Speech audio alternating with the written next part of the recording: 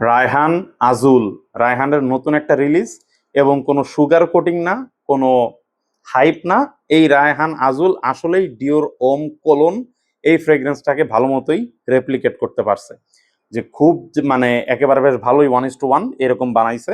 Opening এ আপনার এই যে ডিওরোম কোলোন আর রায়হান দুইটাই ওপেন আপ হয় হচ্ছে লেবু আর জাম্বুরা এরকম একটা মিক্সচার লাগে, আমার নাকে লাগে, এবং স্মেলটা খুব সুন্দর। ডিওরেরটা একটু বেটার ওয়েল ব্লেন্ডেড, একটু স্মুথ। আর রায়হানেরটা ওপেনিং এ একটু শার্প লাগে, হালকা একটু সিনথেটিক ভাইব পাইলেও পাওয়া যাইতে পারে, আমার নাকে লাগে না, কয়েকজনের নাকে লাগছে। আর হচ্ছে যে ওপেনিংটা ডিওরোম কোলনের চেয়ে একটু স্ট্রং। ঠিক আছে, ডিওরোম আর কি কোলন যেটা, এটা ওপেনিং থেকেই একটু কম প্রজেক্টিং, সফট। এইটা শুরুতে একটু পুশ করে, শুরুর আমি বলবো আধা ঘন্টা 45 মিনিট। তো এই যে লেবু জাম্বুরার ওপেনিং 5 থেকে 10 মিনিট পর ডিওরোম কোলন আর রায়হান আজুল খুবই আইডেন্টিক্যাল হয়ে যায়। মানে অ্যাটলিস্ট আমার স্কিনে আমি দুইটার মধ্যে ডিফারেন্স খুবই কম ধরতে পারি, আমি ওরকম ধরতেই পারিনি বলতে গেলে। কারণ 10 মিনিট পরে এই দুইটাই ওই যে যেটা বললাম লেবু আর জাম্বুরার মিক্সচারের সাথে যে জিনিসটা আসে, হালকা একটা ফ্লোরাল টাচ আসে। ঠিক আছে, ফুলের একটা স্মেল পাবেন, এবং ফুলটা মনে করেন যে সাদা যে ফুলগুলো আছে ওইরকম একটা স্মেল আসে। কিন্তু মানে কোনো ফ্রেগ্রেন্সেই ফুলের স্মেলটা অত বেশি প্রমিনেন্ট না। ঠিক আছে, তো ওই যেটা বললাম 10 মিনিট থেকে 15 মিনিট এই রেঞ্জের পরে দুইটা আসলে খুবই ক্লোজ হয়ে যায়।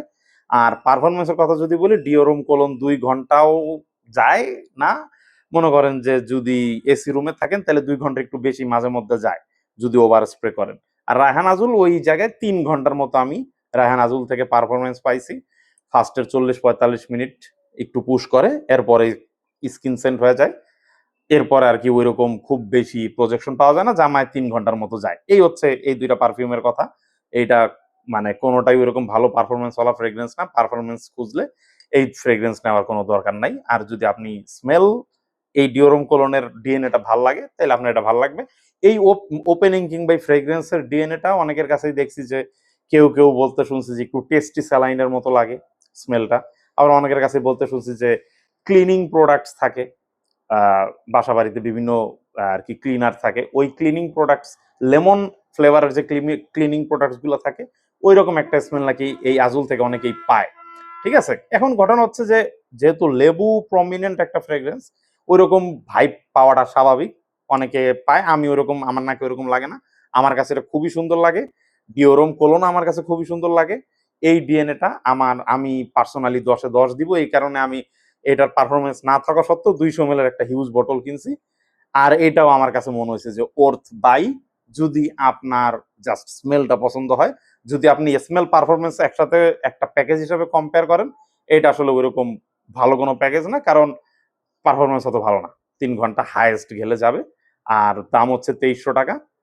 2300 টাকা হিসাবে ডিওরোম কোলনের বেশ ভালো একটা রেপ্লিকেশন আমি পাইছি, আমি এটাতেই হ্যাপি আর কি। বাট এটাতে সবাই হ্যাপি হবে না, আমি বলবো যে আবার সবার নাকে স্মেলটা খুব জোর যে লাগবে তাও না। কারণ যেটা বললাম ওরকম একটু ওরসালাইন কিংবা টেস্টিস্যালাইন কিংবা লেমন ক্লিনিং প্রোডাক্ট এরকম স্টাইলের লাগতে পারে কয়েকজনের কাছে, কিংবা কয়েকজনের কাছে ফেমিনিনও লাগতে পারে। সো আমি বলবো যে আগে ট্রাই করে দেখেন। Thank you.